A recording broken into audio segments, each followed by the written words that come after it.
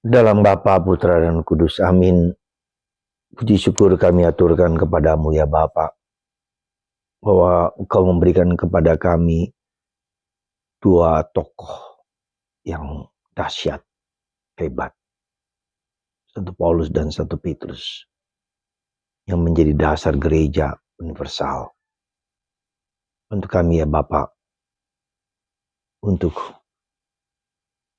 mengimani, menghayati, dan mendalami, dan yakin akan gereja Katolik yang kudus, Katolik, dan Apostolik. Untuk kami ya Bapa, untuk mencintai gereja ini. Demi Kristus Tuhan dan pengantara kami. Amin. Para saudara, hari ini gereja merayakan dua tokoh besar, Santo Paulus dan Santo Petrus, yang menjadi dasar fondasi dalam gereja Katolik. Bahkan gereja Vatikan, Santo Petrus, di bawah altarnya itu adalah makam dari Santo Petrus, di mana Yesus mengatakan kepada Petrus, di atas batu karang ini, yang artinya Kefas, roh, akan kudirikan gerejaku. Sekali lagi, di atas batu karang ini, di atas nama Petrus, akan kudirikan gerejaku. Dan tak ada satu kuasa manapun, bahkan dari neraka pun, yang akan menghancurkan.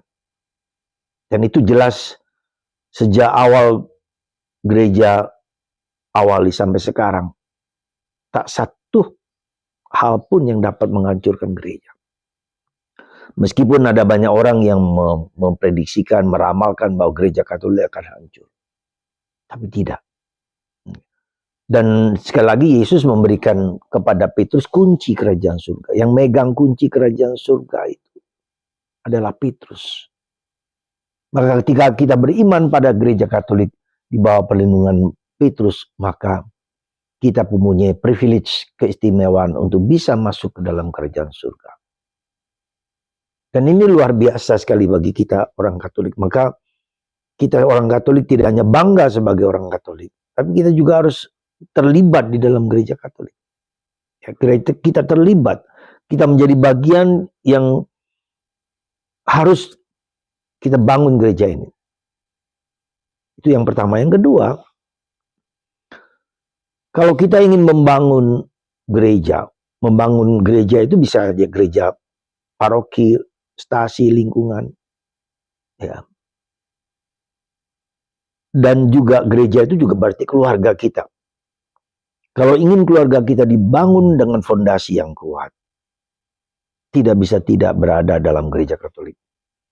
Dan kita masuk di dalam keyakinan iman akan gereja yang satu, kudus, Katolik, dan Apostolik.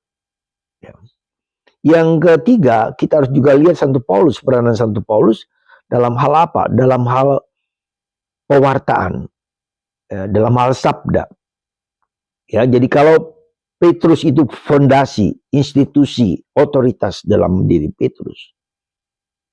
Tetapi dalam diri Paulus adalah kita menghayati juga, mengerti, memahami sabda Allah itu.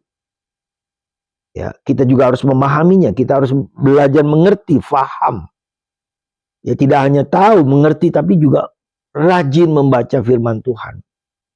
Karena firman Tuhan itu mengubah cara pikir kita, cara pandang kita. Apa yang seringkali membuat kita kacau dan tersesat karena cara pikir dan cara pandang kita yang tidak tepat. Ya. Atau kita sekedar otak-atik gatuk dengan kepala kita, dengan apa yang kita pikirkan. Jadi penting sekali supaya kita memiliki keyakinan yang mendalam akan sabda Allah, janji Allah. Ya. Maka ketika misalnya sebagai contoh, ketika Yesus menyatakan itu kepada Petrus, di atas batu karang ini akan kudirikan gerejaku.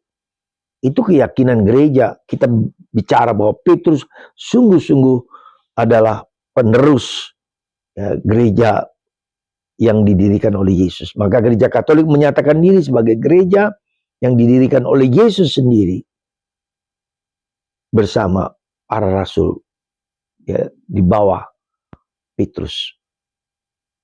Maka mari saudaraku, terlibatlah, aktiflah, masuklah, hayati bahwa apa yang kita miliki itu adalah gereja yang benar, yang kudus, katolik, dan apostolik. Gereja yang dikehendaki oleh Yesus. Tapi gereja juga di mana kita harus harus membaca, merenungkan firman Tuhan. Dalam Injil, dalam surat-surat Paulus, surat-surat yang lain, untuk meneguhkan janji kita menghayati Kristus. Mari kita bersyukur dan berterima kasih, tetapi juga terlibat untuk mencintai sabda dan firman Tuhan yang kuat dan teguh. Di atas batu karang ini akan kudirikan gerejaku, dan tak ada satu kuasa manapun yang akan menghancurkan. Kita bersyukur. Bapa, Putra, dan Roh Kudus. Amin.